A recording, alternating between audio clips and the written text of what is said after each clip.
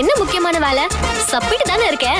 So welcome back to our channel. Tamil டப்பிங்ல பார்த்தீங்கன்னா ஒரு அடல்ட் காமெடி ட்ராமா படமாக எடுக்கப்பட்ட ஸ்வீட்டி நாட்டி கிரேசி அப்படின்ற திரைப்படம் பாஹா ஓடிடியில் தமிழ் டப்பிங் ஸ்ட்ரீமிங் பண்ணியிருக்காங்க. இந்த படத்தோட ரிவ்யூ பற்றி நம்ம பார்க்க போகிறோம். சரி, கதை அப்படின்னு பார்க்கும்போது கதையில நம்ம படத்தோட ஹீரோ பார்த்தீங்கன்னா இப்போ காலேஜ் போயிட்டு இருக்காரு.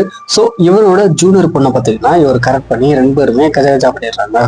ஸோ எல்லாம் முடிஞ்சு போச்சு. இதுக்கு மேல இவர்கிட்ட ஏதாச்சும் மறைக்கணுமா அப்படின்னு சொல்லிட்டு இவரோட லைஃப்ல நடந்த ஒரு 2 சம்பவத்தை சொல்ல ஆரம்பிக்கிறாரு. அதுல ஃபர்ஸ்ட் பாத்தீங்கன்னா நம்ம ஹீரோடைய டியூஷன் டீச்சர், தென் நெக்ஸ்ட் ஒரு ஆன்டி. ஸோ இவங்க 2 பேருக்குள்ளமே பாத்தீங்கன்னா ஒரு சில சம்பவங்கள் நடப்பி பிரேக்கப்புமே ஆயிடுது. ஸோ இதுக்கப்புறம் நடக்கக்கூடிய சின்ன சம்பவங்கள் என்ன கடைசியாச்சு அப்படின்றது அந்த படத்தோட ஒன்னலரா இருக்கு. மேஜரா இந்த படம் ஃபுல்லாமே வரக்கூடிய அந்த டபுள் மீனிங் காமெடி சீக்வன்ஸ் எல்லாமே பாத்தீங்கன்னா ஒரு சில இடங்கள் நல்லா ஒர்க் அவுட் ஆயிடுச்சு. ஓவரால் பாத்தீங்கன்னா கொஞ்சம் கிரிஞ்சா தான் இருக்கு.